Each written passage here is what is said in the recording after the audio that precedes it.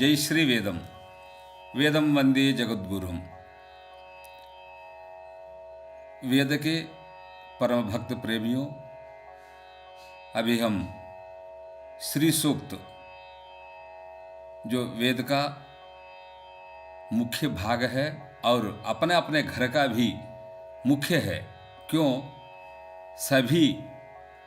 लक्ष्मी माता की पूजा करते हैं। लक्ष्मी माता माने पैसा नहीं है, घर की संपत्ति है और वेद भगवान की एक अनूठा रत्न भांडागार की संपत्ति है। हर घर में पूजा करते हैं, हम सुखी रहेंगे, हमारे बच्चे भी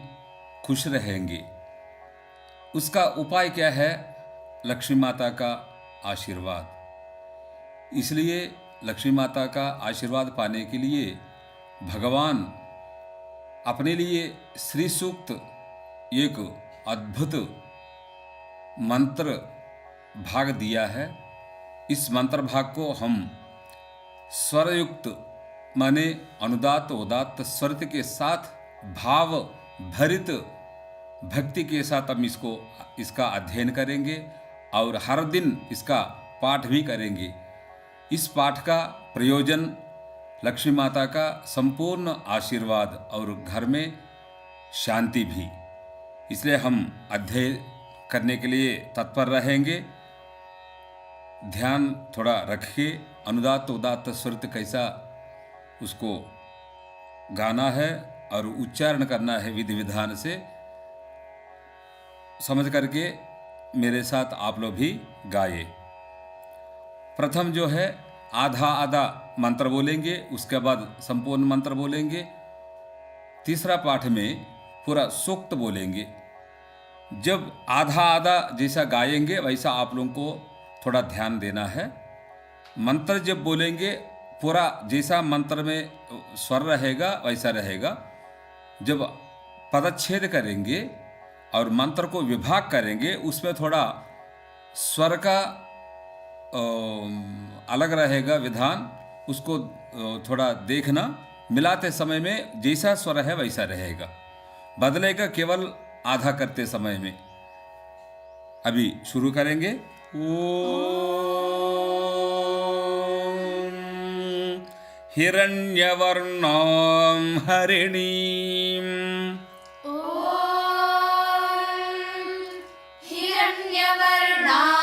हरिणीं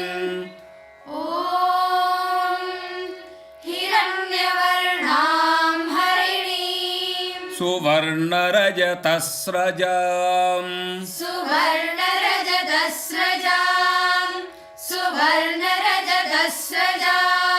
चन्द्रां हिरण्मयीं लक्ष्मीं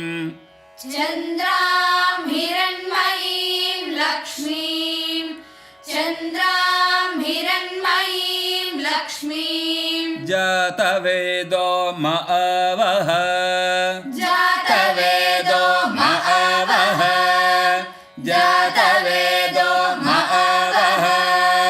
तां मअवह जातवेदः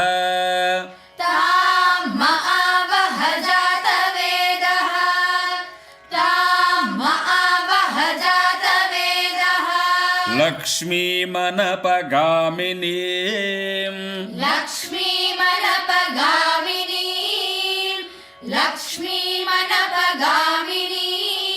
यस्यां हिरण्यं विन्देयम्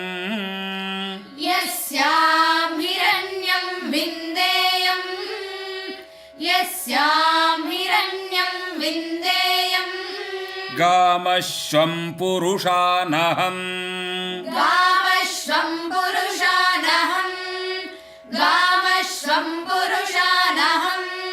अश्वपूर्वां रथमध्याम्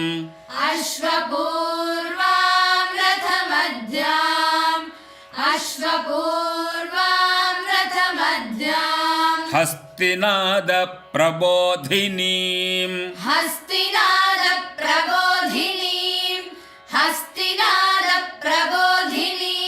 श्रियं देवीमुपह्वये श्रियं देवीमुपह्वये श्रियं देवीमुपह्वये श्रीर्मा देवी जुषताम् श्रीर्मा देवी जुषताम् श्रीर्मा देवी जुषताम् कांसोऽस्मितां हिरण्यप्राकाराम् कांसोऽस्मितां हिरण्यप्राकाराम् कांसोऽस्मितां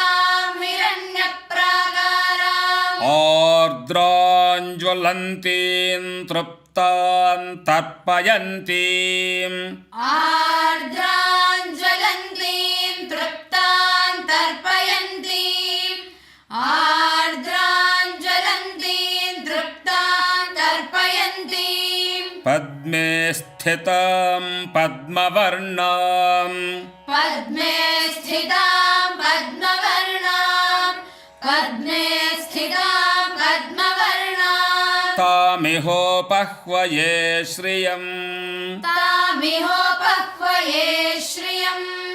तामिहोपह्वये श्रियम् चन्द्रां प्रभासां यशसा ज्वलन्तीम् चन्द्रां प्रभासां यशसा ज्वलन्तीम् चन्द्रां प्रभासां यशसा ज्वलन्तीम् श्रियल्लोके देवजुष्टमुदारम् श्रियल्लोके देवजुष्टामुदाराम् श्रियल्लोके देवजुष्टामुदाराम् तां पद्मिनीमीं शरणमहं प्रपद्ये तां पद्मिनीमीं शरणमहं प्रपद्ये तां पद्मिनीमीं शरणमहं प्रपद्ये अलक्ष्मीर्मे नश्यतां त्वां वृणे अलक्ष्मीर्मे नश्यतां त्वां वृणे अलक्ष्मीर्मे नश्यतां त्वां वृणे आदित्यवर्णे तपसोऽधिजातः आदित्यवर्णे तपसोऽधिजातः आदित्यवर्णे तपसोऽधिजातः वनस्पतिस्तव वृक्षोऽथ बिल्वः वनस्पतिस्तव वृक्षोऽथ बिल्वः वनस्पतिस्तव वृक्षोऽथ बिल्वः तस्य फलानि तपसानुदन्तुम् तस्य फलानि तपसानुदन्तु तस्य फलानि तपसानुदन्तु मायान्तरायाश्च बाह्या अलक्ष्मीः मायान्तरायाश्च बाह्या अलक्ष्मीः मायान्तरायाश्च बाह्या अलक्ष्मीः उपैतुमान् देवसखः उपैतुमान् देवसखः उपैतुमान् देवसखः कीर्तिश्च मणिना सह कीर्तिश्च मणिना सह कीर्तिश्च मणिना सह प्रादुर्भूतोऽस्मि राष्ट्रेऽस्मिन् प्रादुर्भूतोऽस्मि राष्ट्रेऽस्मिन्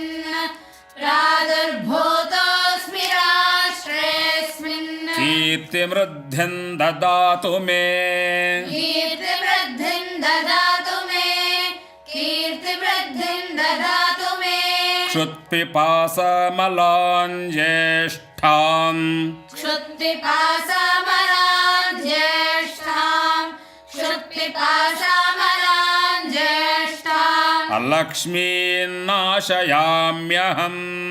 अलक्ष्मीर्नाशयाम्यहम् अलक्ष्मीर्नाशयाम्यहम् अभूतिमसमृद्धिं च अभूतिमसमृद्धिं च अभूतिमसमृद्धिं च सर्वान् निर्णुद मे गृहात् सर्वान् निर्णुद मे गृहात् सर्वान् निर्णुद मे गृहात् गन्धद्वारान्दुराधर्षाम्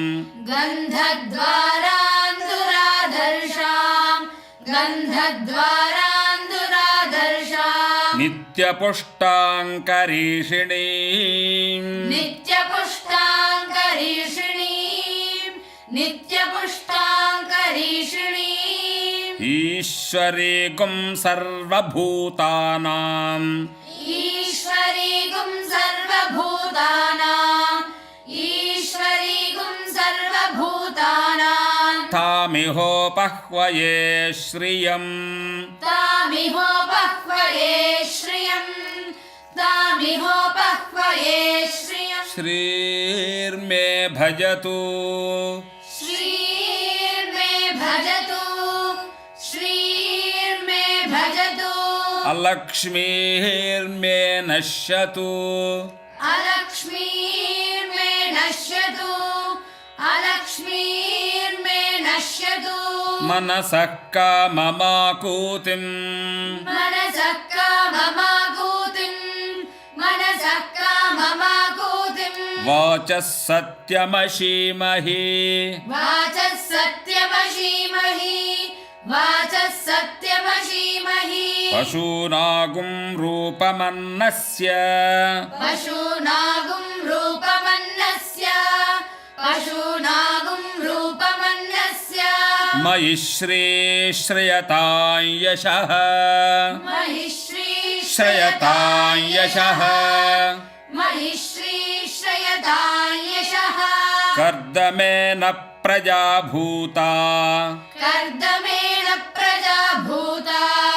कर्दमेन प्रजा भूता मयि सम्भव कर्दमा महि सम्भव कर्दमा महि सम्भव कर्दमा श्रियं वासय मे कुले श्रियं वासय मे कुले श्रियं वासय मे कुले मातरं पद्ममालिनीं मातरं पद्ममालिनीं मातरं पद्ममालिनीं आपसृजन्तु स्निग्धानि सृजन्तु स्निग्धानि आपसृजन्तु स्निग्धानि चिक्लीतवस मे गृहे चिक्लीतवस मे गृहे चिक्लीतवस मे गृहे निच देवीं मातरं निच देवीं मातरं निच देवीं मातरं श्रियं वासय मे कुले श्रियं वासय मे कुले श्रियं वासय मे कुले आर्द्रां पुष्करिणीं पुष्टिम् आर्द्रां पुष्करिणीं पुष्टिम् आर्द्रां पुष्करिणीं पुष्टिम् पिङ्गलां पद्ममालिनीं पिङ्गलां पद्ममालिनीं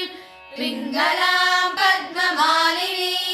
चन्द्रां हिरण्मयीं लक्ष्मीं चन्द्रां हिरण्मयीं लक्ष्मीं चन्द्रां हिरण्मयीं लक्ष्मीं जातवेदो मावः जातवेदो महावः जातवेदो महावः आर्द्रां यः करिणी यष्टिम्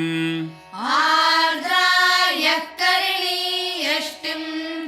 आर्द्रायः करिणी यष्टिम् सुवर्णां हेममालिनीं सुवर्णां हेममालिनीं सुवर्णां हेममालिनीं सूर्यां हिरण्मयीं लक्ष्मीं सूर्यां हिरण्मयीं लक्ष्मीं सूर्यां हिरण्मयीं लक्ष्मीं जातवेदो मावः जातवेदो महावः जातवेदो महावः तां मावः जातवेदः तां महावः जातवेदः तां महावः जातवेदः लक्ष्मीमनपगामिनीं लक्ष्मीमनपगामिनीं लक्ष्मीमनपगामिनी यस्यां हिरण्यं प्रभूतं गावः यस्यां हिरण्यं प्रभूतं गावः यस्यां हिरण्यं प्रभूतं गावः दास्योश्वानुविन्देयं पुरुषानहम् दास्योश्वानविन्देयं पुरुषानहम् दास्योश्वानविन्देयं पुरुषानहम् महादेव्यै च विद्महे विष्णुपत्न्यै च धीमहि महादेव्यै च विद्महे विष्णुपत्न्यै च धीमहि महादेव्यै च विद्महे विष्णुपत्न्यै च धीमहि तन्नो लक्ष्मीः प्रचोदयात् तन्नो लक्ष्मीः प्रचोदयात् तन्नो लक्ष्मीः प्रचोदयात् ॐ हिरण्यवर्णां हरिणीं सुवर्णरजतस्रजाम् ॐ हिरण्यवर्णां हरिणीं सुवर्णरजतस्रजाम् ॐ हिरण्यवर्णां हरिणीं सुवर्णरजतस्रजाम् चन्द्रां हिरण्मयीं लक्ष्मीं जातवेदो महावः चन्द्रां हिरण्मयीं लक्ष्मीं जातवेदो महावः चन्द्रां हिरण्मयीं लक्ष्मीं जातवेदो महावः तां महावः जातवेदो लक्ष्मीमनपगामिनीम् तां महावः जातवेदो लक्ष्मीमनपगामिनीं तां महावः जातवेदो लक्ष्मीमनपगामिनीं यस्यां हिरण्यं विन्देयङ्गामश्वं पुरुषानहम् यस्यां हिरण्यं विन्देयङ्गामश्वं पुरुषानहम् यस्यां हिरण्यं विन्देयङ्गामश्वं पुरुषानहम् अश्वपूर्वां रथमध्यां हस्तिनाद प्रबोधिनीम् अश्वपूर्वां रथमध्यां हस्तिनादप्रबोधिनीम् अश्वपूर्वां रथमध्यां हस्तिनादप्रबोधिनीम् श्रियं देवीमुपक्वये श्रीर्मा देवी जुषताम् श्रियं देवीमुपह्वये श्रीर्मा देवी जुषताम् श्रियं देवीमुपह्वये श्रीर्मा देवी जुषताम् कांसोऽस्मितां हिरण्यप्राकारमार्द्रा ज्वलन्तीं तृप्तां तर्पयन्तीम् कांसोऽस्मितां हिरण्यप्राकारामार्द्रां ज्वलन्तीं तृप्तां तर्पयन्तीं कांसोऽस्मितां हिरण्यप्राकारामार्द्रां ज्वलन्तीं तृप्तां तर्पयन्तीं पद्मे स्थितां पद्मवर्णान्तामिहोपह्वये श्रियम् पद्मे स्थितां पद्मवर्णां तामिहोपह्वये श्रियम् पद्मे स्थितां पद्मवर्णां तामिहोपह्वये श्रियम् चन्द्रां प्रभासां यशसा ज्वलन्तीं श्रिय लोके देवजुष्टामुदाराम् चन्द्रां प्रभासा यशसा ज्वलन्तीं श्रियल्लोके देवजुष्टामुदाराम् चन्द्रां प्रभासा यशसा ज्वलन्तीं श्रियल्लोके देवजुष्टामुदाराम् तां पद्मिनीमीं शरणमहं प्रपद्ये लक्ष्मी मे नश्यतां त्वां वृणे तां पद्मिनीं शरणमहं प्रपद्ये लक्ष्मीर्मे नश्यतां त्वां वृणे तां पद्मिनीं शरणमहं प्रपद्ये लक्ष्मीर्मे नश्यतां त्वां वृणे आदित्यवर्णे तपसोऽधिजातो वनस्पतिस्तव वृक्षोऽथ बिल्वः आदित्यवर्णे तपसोऽधिजातो वनस्पतिस्तव वृक्षोऽथ बिल्वः आदित्यवर्णे तपसोऽधिजातो वनस्पतिस्तव वृक्षोऽथ बिल्वः तस्य फलानि तपसानुदन्तमायान्त रायाश्च बाह्या अलक्ष्मीः तस्य फलानि तपसानुदन्तुमायान्तरायाश्च बाह्या अलक्ष्मीः तस्य फलानि तपसानुदन्तुमायान्तरायाश्च बाह्या अलक्ष्मीः उपैतुमान् देवसखः कीर्तिश्च मणिना सह उपैतुमान् देवसखः कीर्तिश्च मणिना सह उपैतुमान् देवसखः कीर्तिश्च मणिना सह प्रादुर्भूतोऽस्मि राष्ट्रेऽस्मिन् कीर्तिमृद्धिं ददातु मे प्रादुर्भूतोऽस्मि राष्ट्रेऽस्मिन् कीर्तिवृद्धिं ददातु मे प्रादुर्भूतोऽस्मि राष्ट्रेऽस्मिन् कीर्तिवृद्धिं ददातु मे क्षुत्पिपासामलां ज्येष्ठामलक्ष्मीर्नाशयाम्यहम् क्षुत्पिपासामलां ज्येष्ठामलक्ष्मीर्नाशयाम्यहम् क्षुत्पिपासामलां ज्येष्ठामलक्ष्मीर्नाशयाम्यहम् अभूतिमसमृद्धिं च सर्वान् निर्णुद मे गृहात् अभूतिमसमृद्धिं च सर्वान् निर्णद मे गृहात् अभूतिमसमृद्धिं च सर्वान् निर्णद मे गृहात् गन्धद्वारान् दुराधर्षान् नित्यपुष्टा करीषिणीम् गन्धद्वारान् दुराधर्षां नित्यपुष्टां करीषिणीम् गन्धद्वारान् दुराधर्षान् नित्यपुष्टां करीषिणीम् ईश्वरे गुं सर्वभूतानां तामि होपह्वये श्रियम् ईश्वरी गुं सर्वभूतानां तामिहोपह्वये श्रियम् ईश्वरी गुं सर्वभूतानां तामिहोपह्वये श्रियम् श्रीर्मे भजतु श्रीर्मे भजतु श्रीर्मे भजतु अलक्ष्मीर्मे नश्यतु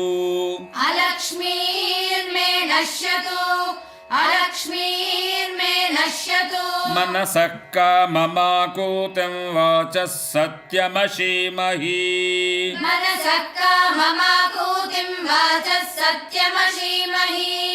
मनसः काममाकूतिं वाचः सत्यमशीमहि पशूनागुं रूपमन्नस्य मयि श्री श्रयतां यशः पशूनागुं रूपमन्नस्य महिश्री श्रयतां यशः पशूनागुं रूपमन्नस्य महिश्री श्रयतां यशः कर्दमेन प्रजा भूता मयि सम्भव कर्दमा कर्दमेन प्रजा भूता मयि सम्भव कर्दमा कर्दमेन प्रजा भूता मयि सम्भव कर्दमा श्रियं वासय मे कुले मातरं पद्ममालिनीम् श्रियं वासय मे कुले मातरं पद्ममालिनीम् श्रियं वासय मे कुले मातरं पद्ममालिनीम् आपसृजन्तु स्निग्धानि चिक्लीतवसमे गृहे आपसृजन्तु स्निग्धानि चिक्लीतवसमे गृहे आपसृजन्तु स्निग्धानि चिक्लीतवसमे गृहे निच देवीं मातरं श्रियं वासय मे कुले निच देवीं मातरं श्रियं वासय मे कुले निच देवीं मातरं श्रियं वासय मे कुले आर्द्रां पुष्करिणीं पुष्टिं पिङ्गलां पद्ममालिनीम् आर्द्रां पुष्करिणीं पुष्टिं पिङ्गलां